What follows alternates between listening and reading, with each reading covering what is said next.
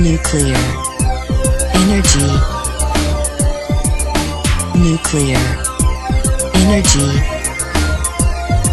Uranium. Plutonium. Боевой ракетный комплекс шахтного базирования с ракетой РС-20 по натовской классификации «Сатана». Производим путь. Даю отсчет. 5, 4, 3, 2, 1. Пуск. СС-18 в конструкции Михаила Янгеля и Владимира Уткина, которую на Западе прозвали «Сатана». Ракета имела разделяющуюся головную часть с 10 ядерными блоками. Каждый из них наводился на цель с точностью 400 метров.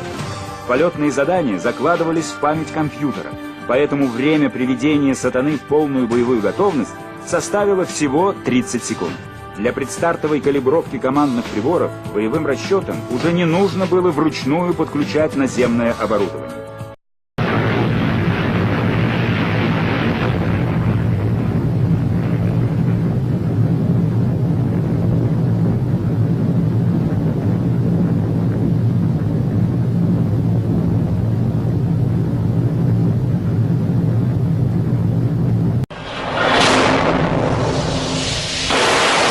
Fragmentos inéditos de las pruebas del misil balístico intercontinental Bulava, que en un futuro constituirá el núcleo de las fuerzas nucleares navales de Rusia.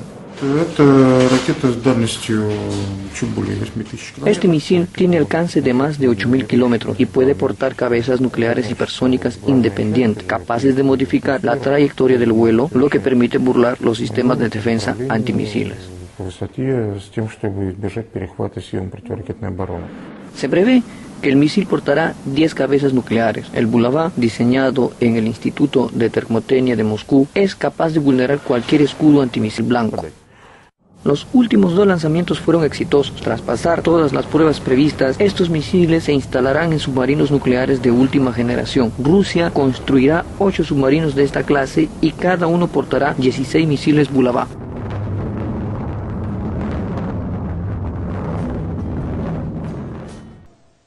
Estados Unidos es la nación con el mayor arsenal nuclear en el mundo. Posee más de 5.000 ojivas estratégicas, más de 1.000 armas tácticas operativas diseñadas para el campo de batalla y 3.000 ojivas tácticas y de reserva. Le sigue Rusia con 5.000 ojivas estratégicas, 3.500 ojivas operativas y más de 11.000 ojivas estratégicas y tácticas almacenadas. Muy por debajo se ubica China con 300 ojivas estratégicas y 120 tácticas. Francia también con 300 ojivas estratégicas, Reino Unido 200 ojivas estratégicas, India entre 75 y 115 ojivas, Pakistán entre 65 y 90 ojivas estratégicas y Corea del Norte, que posee entre 1 y 10 ojivas nucleares. Además, existen amplias sospechas de que Israel posee un arsenal de 200 ojivas nucleares, aunque nunca haya sido confirmado ni desmentido por el propio país.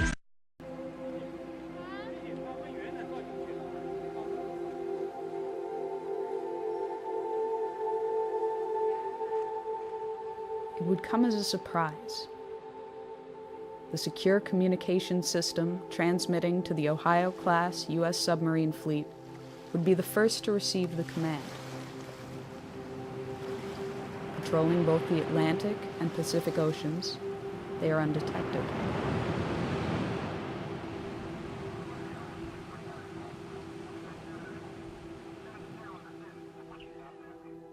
Fourteen of the 18 warships are equipped with 24 Trident missiles each, Trident 1s and Trident 2s.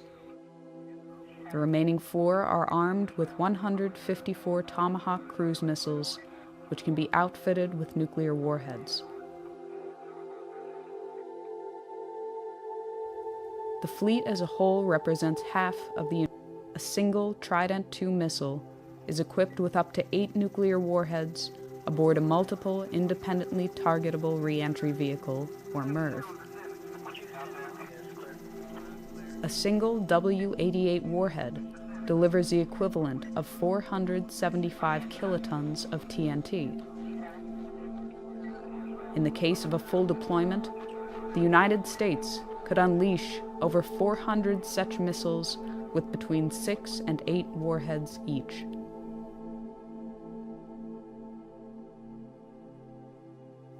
From the time of launch, it can take less than 10 minutes for an SLBM to reach its target, or as little as 5 minutes if it is flown on a depressed trajectory. This allows a very short margin for reaction.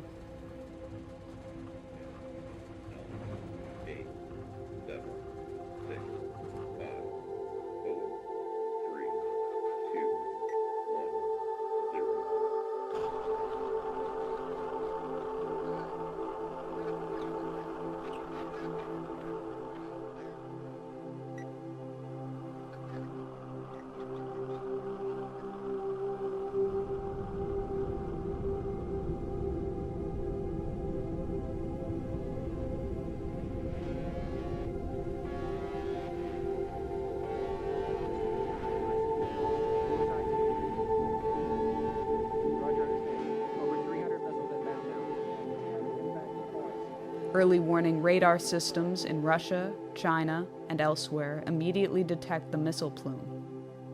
They can determine the trajectory and intended target of the missiles. Minutes fracture into seconds. This is not a test. This is not scheduled.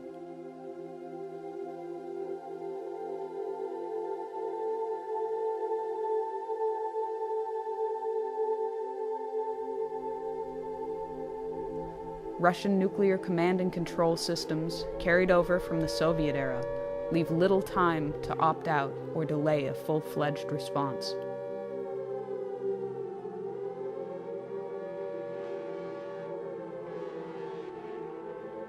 Within 50 seconds, the missile has peaked above the Earth's atmosphere. It reaches its top speed. The engine drops off. The bus releases multiple warheads as well as decoys. The radar systems on the ground are overwhelmed and unable to differentiate the two when they are in post-boost phase. Re-entering the atmosphere, the decoys burn off, and the warheads enter their terminal phase.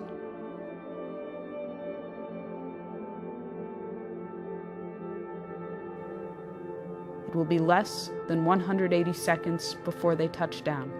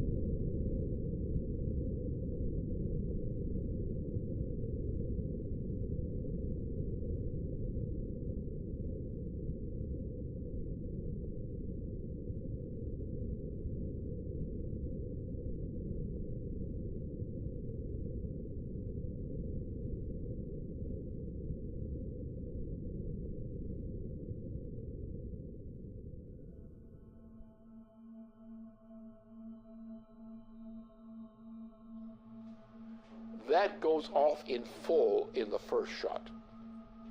Now you have in the submarines, you have the warheads you have not yet discharged. Those go along the way as a second wave. After that, you're pretty much out of weapons. After which, most everybody is dead. Most logistical systems are dead, non-functional. You have a situation where the effect of this kind of firing creates a continuing effect which may go for several years. Now, instead of having one bomb, which is it's a nuclear super bomb with thermonuclear implications. Now, imagine you have the same kind of thing or less, and you have not one big bomb. You have a whole barrage of such things. The exchange involves Russia. It involves China, which has a very significant thermonuclear arsenal. It implicitly involves India. It involves the United States. It involves the extermination virtually of Western Europe.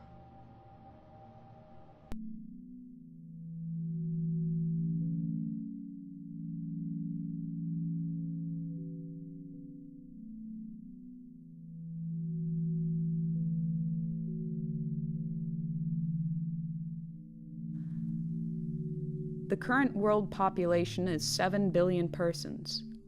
The current global nuclear arsenal is approximately 5,000 megatons.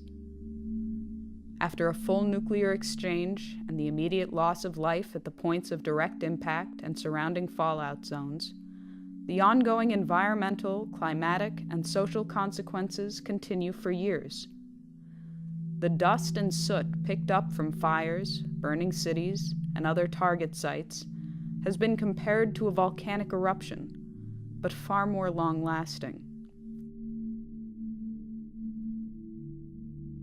A regional nuclear conflict, employing only 0.3% of the global nuclear arsenal, would potentially result in 1 to 5 million metric tons of black carbon that would be spewed into the Earth's atmosphere.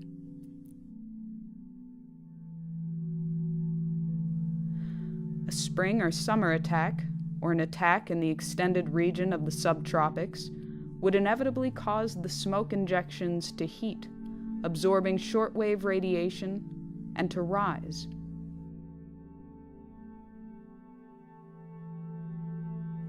Within a week, what is not washed out immediately in black rain has risen through the troposphere and into the upper stratosphere, where it will remain for many years.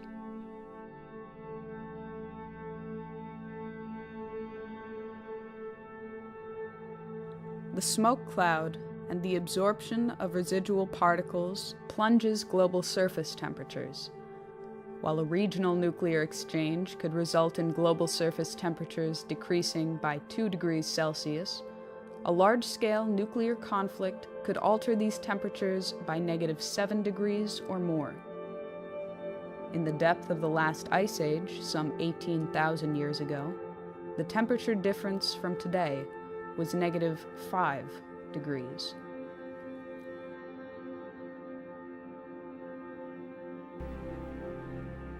Famine for billions of people far from the target zones would be the result of a -2 degree change. Growing seasons would be shortened by nearly 3 weeks, wiping out crops.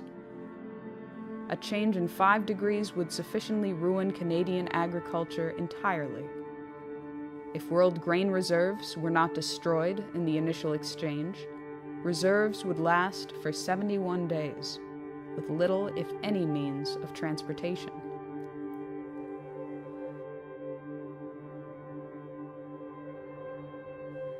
The global hydrological cycle would be disrupted due to the rapid climate change, and global precipitation would likely drop by 45%. The total integrated dose of radiation to living things could reach up to half the level of lethality for human beings, even in regions of the world outside the war latitudes. If nuclear installations were targeted, including plants, fuel cycle installations, and waste dumps, and nuclear materials were vaporized, it would create a very long-lasting impact on survivors.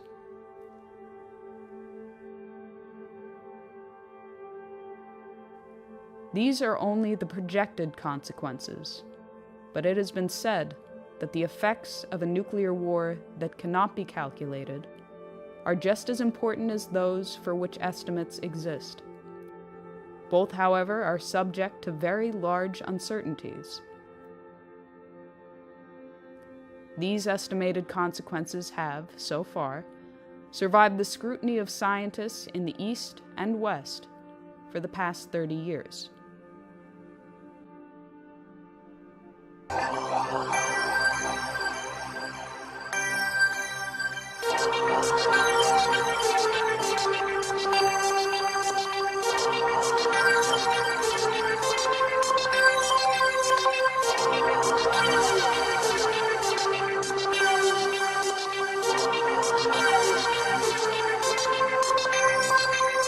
Nuclear energy. Nuclear energy. Nuclear energy. Nuclear energy. Nuclear energy. Nuclear energy.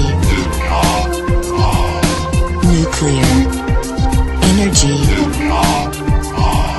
Nuclear energy.